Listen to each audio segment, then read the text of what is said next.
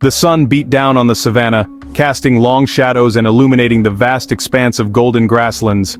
The air was thick with the scent of earth and the distant calls of wildlife.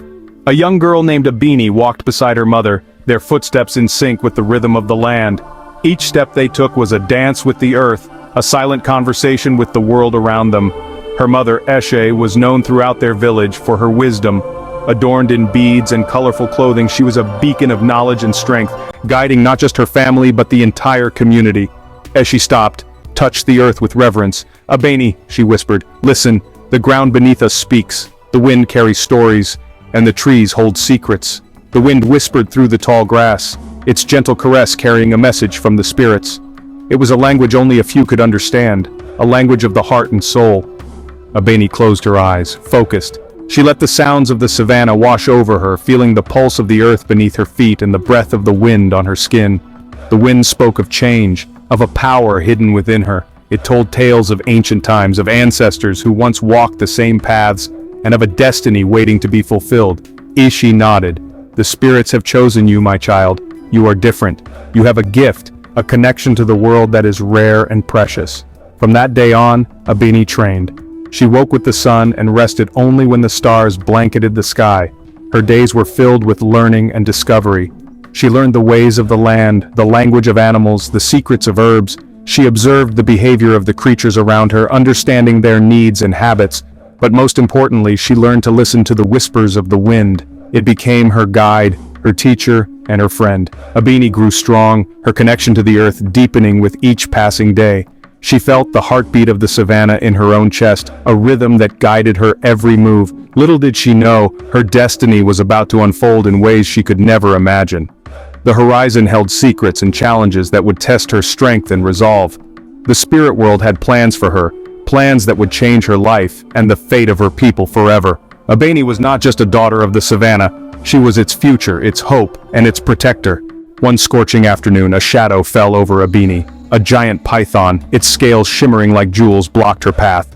Fear coiled in her stomach, but a strange calmness washed over her. The serpent's eyes held ancient wisdom, a knowing glint.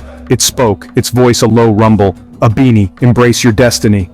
The python lunged. Abini closed her eyes, bracing herself, but instead of pain, she felt a surge of energy coursing through her veins. When she opened her eyes, she was face to face with her reflection in the python's glistening scales. But it wasn't her reflection. It was a panther, sleek and powerful, staring back at her. The python spoke again. "The Black Panther, the spirit of our people, flows through you." And with that, the serpent slithered away, leaving Abeni trembling, forever changed. The encounter left Abeni shaken, confused. She had never experienced anything like it before. The world around her seemed to shift and change, and she felt a strange energy coursing through her veins. It was as if the very essence of nature had chosen her for something extraordinary. She confided in her grandmother, the oldest and wisest woman in their village. Her grandmother had always been a source of comfort and wisdom, a guiding light in times of uncertainty. Her grandmother listened patiently, her eyes twinkling with understanding. She had seen many things in her long life, and knew that this was a moment of great significance. "The spirits have blessed you with a rare gift, Abini," she said, gently stroking her hair. "This gift is not to be taken lightly. It is a sign that you are destined for greatness, but it also means that you will face many challenges. But such power comes with a price. You must learn to control it. If you do not, it could consume you. You must be strong, disciplined, and wise. Only then will you be able to harness this power for good." And so began Abeni's trials. She knew that the path ahead would not be easy, but she was determined to succeed. She had a responsibility to her people, to protect them, and to use her gift for their benefit. Her grandmother, a powerful shaman, guided her. She was not just a teacher, but a mentor, a source of strength and wisdom. She had faced many trials in her own life and knew what it took to master such a gift. She taught her ancient rituals, secret chants, and the art of communing with the spirits. These were not just skills, but a way of life, a connection to the very essence of the world around them. Abeni learned to harness her powers, to shift her form at will. She practiced tirelessly, pushing herself to the limits of her abilities. She knew that every moment of training brought her closer to mastering her gift. She felt the panther's strength surge within her, the serpent's cunning sharpen her senses, the eagle's vision pierce through the darkness. Each transformation brought new challenges, but also new strengths. With each transformation, she felt a piece of her old self fall away, replaced by something wilder, more ancient.